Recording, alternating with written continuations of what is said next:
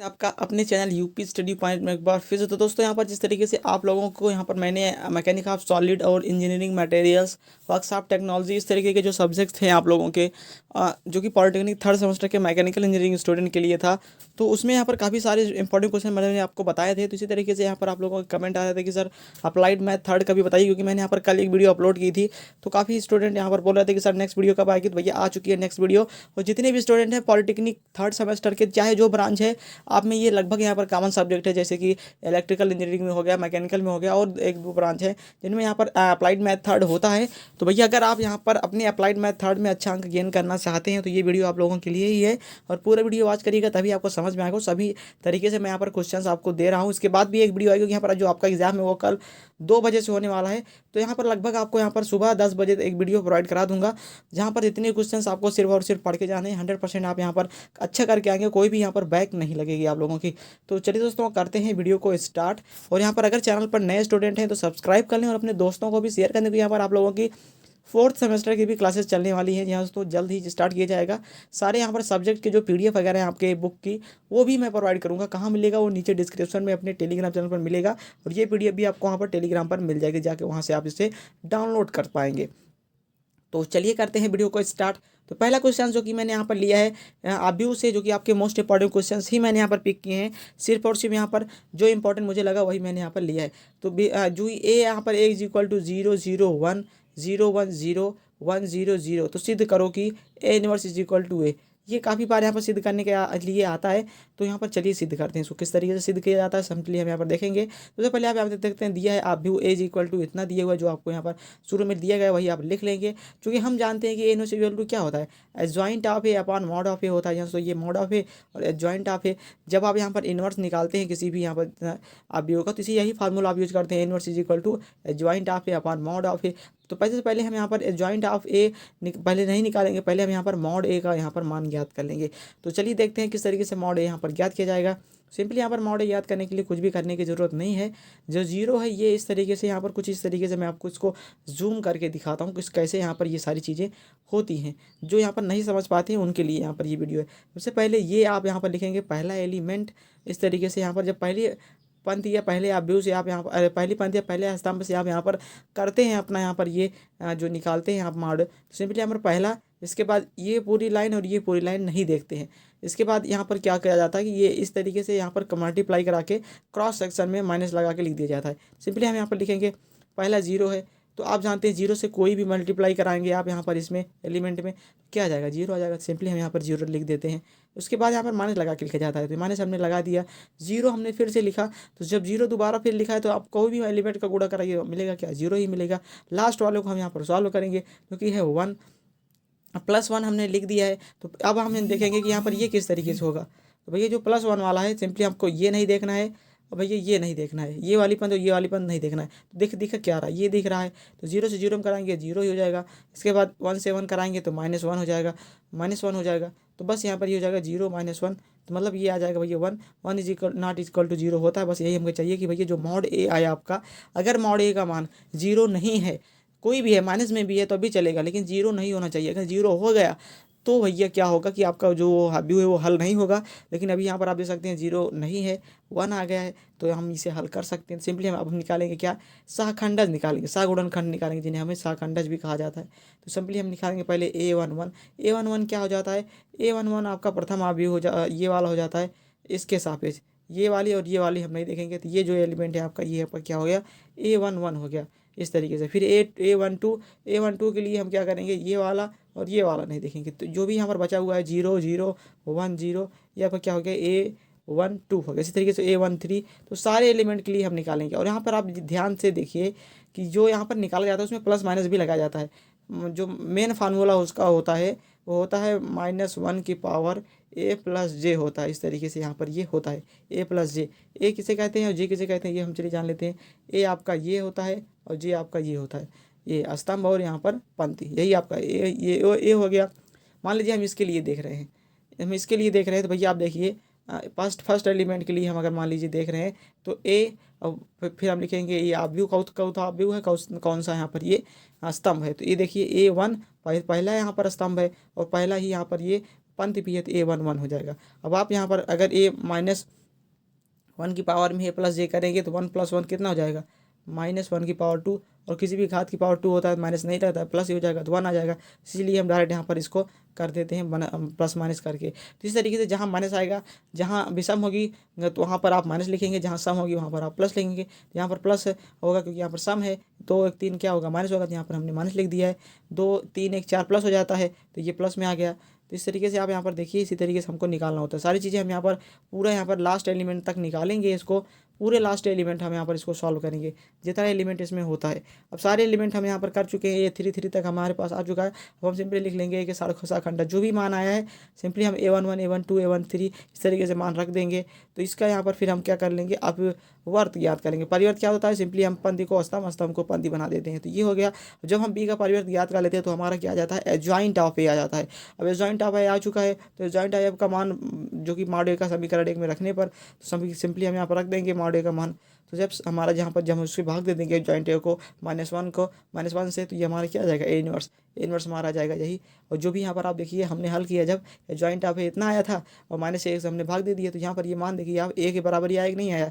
यहाँ से आप देख सकते हैं, मैं आपको क्वेश्चन दिखा दूँ। यहाँ पर आप देखिए ये और ये जॉइंट ऑफ ए इनवर्स का मान दोनों यहाँ पर सेम आया है। इसका मतलब भैया कि जो आपका ये है एकदम सिद्ध हो चुका है। और मैं एक चीज़ बता दूँ, सेम यही मेथड आपको यहाँ पर ए इनवर्स निकालने में भी ध्यान दोस्तों पूछा जाता है, तो उसको भी आपको यहाँ पर पढ़ लेना है। अगली विधि है, चलिए हम देखते हैं, जो कि है अभिव्यक्ति समीकरण को हल कीजिए। ये मोस्ट इंपॉर्टेंट क्वेश्चन है और कई बार यहाँ पर आपसे पूछा जाता है। तो किस तरीके से करते हैं ये चलिए यहाँ पर आप देख लेते हैं।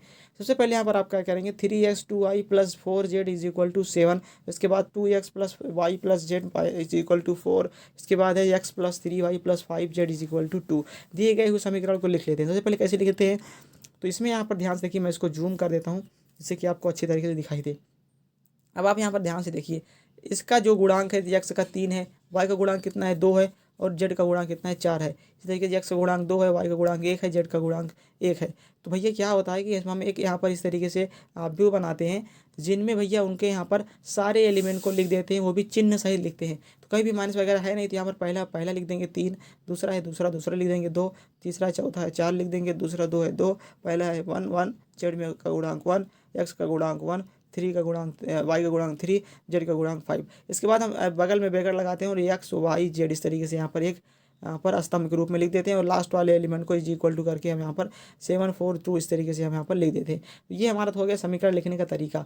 इसके बाद हम यहाँ पर फार्मूला लगाते हैं ax = b, और x का मान क्या हो जाता है, अगर आप यहाँ पर देखिए तो कोई भी चीज़ होती है, ये ax = b हमने रखा है, तो x इधर यहाँ पर ये और जाएगा इस साइड तो इन्वर्स हो जाएगा, क्योंकि आप जानते हैं इधर गुणा में आता है इधर भाग में जाता है। मान लीजिए 1/a को ही क्या कहा जाता है, ए इन्वर्स कहा जाता है। ये हो जाएगा a इन्वर्स × b। अब इसके बाद हम जानते हैं a इन्वर्स किसे निकाला जाता है, जॉइंट ऑफ ए और मॉड ऑफ ए, जो भी हमने अभी यहाँ पर देखा ही है। तो सबसे पहले हम इसका मॉड निकाल लेंगे, तो हमने इसका मॉड निकाला, मॉड ए इस तरीके से हम निकालेंगे। तो मॉड ए हमारा क्या पता आ गया, ये आ गया मॉड ए हमारे पास आ चुका है, जो कि आप जानते हैं मैंने आपको मॉड ए निकालना बता ही दिया है। सिंपली मॉड ए निकालेंगे, फिर हमारे पास क्या आएगा, सेकंड भाग, जो कि ए के गुणनखंड निकालेंगे। तो सारे element A11 A12 A13 A21 A22 A23 यही सारी चीज़ें हम यहाँ पर निकालेंगे। इसके बाद फिर A31 A32 और A33 सेम वही मेथड है।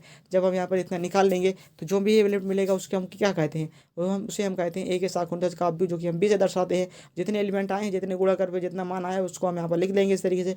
फिर हम बी का क्या निकालते हैं, बी का हम परिवर्त निकालते हैं। दोस्तों बी का क्या निकालते हैं, बी का हम निकालते हैं परिवर्त, जो कि यहाँ पर हमारा कहलाता है क्या, एडजॉइंट ऑफ ए। सिंपली हम जब इसका निकालेंगे परिवर्त, तो कुछ हम स्तंभ को पंक्ति को स्तंभ बना देंगे, उलट देंगे, तो ये हमारा आ जाएगा ए का परिवर्त। अब हम जानते हैं कि भैया ए का परिवर्त आ चुका है। सिंपली हम यहाँ पर समीकरण एक में जो हमने माना है यहाँ पर ये आप देखिए, joint of A upon mod A inverse हम निकालने के लिए सिंपली ए इनवर्स को रख देंगे। मॉड ए का मान 1/8 हो गया, जॉइंट ऑफ ए का मान जो हमने निकाला था वो हो गया। सिंपली यहाँ पर इस तरीके से ए इनवर्स का मान आ चुका है। अब जब ए इनवर्स का मान आ चुका है, समीकरण 1 में ए इनवर्स का मान रख देंगे। तो यहाँ से आप देखिए एक्स का मान क्या था, एक्स का मान हमारा था x y और z ये था। उसके बाद हमने यहाँ पर क्या लिखना था, ए इनवर्स का मान जो अभी हमने निकाला उसको रख देंगे, और बी का मान जो लास्ट वाला ये था, ये आपका बी था, बी का मान रख दिया। हम सिंपली इसको मल्टीप्लाई करा लेंगे। जब हम इसका मल्टीप्लाई कराएंगे तो एक्स वाई और जेड इस तरीके से हमारा मान निकल के आएगा। और एक्स की वैल्यू हम जानेंगे, जो ई पहला है पहला हो जाएगा, दूसरा वाला दूसरे की वैल्यू, तीसरा वाला तीसरे की वैल्यू। इसी तरीके से यहाँ पर आपका जो अभिव्यक्ति थे आपको यहाँ पर हल करना होता है और एक्स वाई जेड का मान निकालना होता है। इसी तरीके से यहाँ पर आपका किया जाता है। तो आई होप आपको समझ में आएगा कि ये दो क्वेश्चन आप करके जाइए, एक ए इनवर्स किस प्रकार से निकाला जाता है, एक अभिव्यक्ति से किस प्रकार से इसको हल किया जाता है। अब अगला क्वेश्चन हम देखेंगे भैया, जो कि यहाँ पर कुछ इस तरीके से आपका क्वेश्चन है कि आप भी इतना की कोड याद कीजिए। कई बार पूछा गया दोस्तों, सिर्फ और सिर्फ इंपॉर्टेंट क्वेश्चन ही करा रहा हूँ और कोई भी यहाँ पर फालतू क्वेश्चन नहीं करा रहा हूँ। इसके लिए वीडियो पूरा एंड तक जरूर से वॉच करिएगा। तो आप भी यहाँ पर इस तरीके से आपका कि कोड याद करना है, कोड क्या होगा ये आपको बताना है। सभी सिंपली इसको याद करने के लिए क्या किया जाता है, सबसे पहले हम आप व्यू को लिख लेंगे, क्या आप व्यू है, उसके बाद इसका मॉड निकालेंगे। मॉड निकालने का वही प्रोसेस है जो आपने पहले सीखा है, सेम वही मॉड निकाल लेंगे। तो मॉड निकालने के बाद हमारा क्या आ जाएगा, ये आ गया 0। तो जब हमें पास 0 मिल चुका है, अब हम देखेंगे यदि कोई दो क्रम उपसारणिक लेने पर अगर 0 नहीं आता है और फिर से दो क्रम लेंगे, अगर 0 नहीं आता है तो क्रमागत जो उपसारणिक का मान है 0 नहीं है, अतः जो कोटि होगी वो हमारी क्या आ जाएगी, 2 आ जाएगी। अगर आप यहाँ पर ध्यान से देखिएगा, ये जो आपका यहाँ पर 0 आ गया तभी हमको यहाँ पर इस तरीके से यहाँ पर करना पड़ा, नहीं तो हम अगर दो क्रम का उपसारणिक का मान जो यहाँ पर इस तरीके से 0 नहीं आया तभी यहाँ पर मानेगा, नहीं तो ये 0 आने पर हम क्या मान लेते डायरेक्ट 0 मान लेते। लेकिन हमको चेक करना होता है कि भैया और भी तरीके हैं जो उसको करने के बाद 0 आ रहा है या फिर नहीं आ रहा है। इस तरीके से हमने किया तो 0 नहीं आया, तो यहाँ पर 2 आ गया, तो इसका मतलब यहाँ पर जो यहाँ पर इसका ये मान होगा 0 नहीं है, तो इसलिए जो अगर 0 नहीं होगा तो यहाँ पर इसका मान क्या आ जाएगा, 2 आ जाएगा। अब अभी की कोड क्या हो जाएगी आपकी, 2 हो जाएगी। इस तरीके से अगला आप यहाँ पर अवयव की कोड वाला याद कर लीजिएगा। अब हम चलिए देखते हैं अपना अगला क्वेश्चन, जो कि मोस्ट इंपॉर्टेंट क्वेश्चन है कि भैया अवयव 1 1 1 1 इस तरीके से है कि आइगन नंबर ज्ञात करो, आइगन मान ज्ञात करो। कितने आइगन मान होंगे, आइगन मान का भी क्वेश्चन आपसे पूछता है, काफ़ी बार पूछा गया है, तो इस बार भी हो सके पूछ लिए, तो इसके लिए आप इसको भी पढ़ के जरूर से जाइएगा। तो दिया है अवयव एज इक्वल टू इतना, ए का अभिलक्षी। सबसे पहले जब हम यहाँ पर करते हैं इस तरीके के जो क्वेश्चन हमने यहाँ पर सॉल्व करना होता है, उसके लिए हम सबसे यहाँ पर पहले इसका अभिलक्षणिक अवयव लिखते हैं। अभिलक्षणिक अवयव का फार्मूला क्या होता है, ए और माइनस और लैम्डा आई। तो भैया यहाँ पर मैं आपको बताऊं तो ये कितने क्रॉस कितने का यहाँ पर आप भी पहले इसको हम जल्दी जानते हैं। तो ये भैया आप देखिए 1 2 3 पंक्ति, 1 2 3 स्तंभ, 3 क्रॉस 3 का ये आपका ये जो अवयव है। तो सबसे पहले हम आई देखेंगे, आई किस तरीके से इसका होगा, तो ये हो जाएगा 1 0 0 0 1 0 0 0 1। ये आपका क्या हो जाएगा भैया, इसका ये आपका यहाँ पर हो जाएगा आई का मान। आई जी इक्वल टू हमको कितना मिलेगा, हम लिख लेते हैं, चलिए आई जी इक्वल टू यहाँ पर आपका हो जाएगा 1 0 0, उसके बाद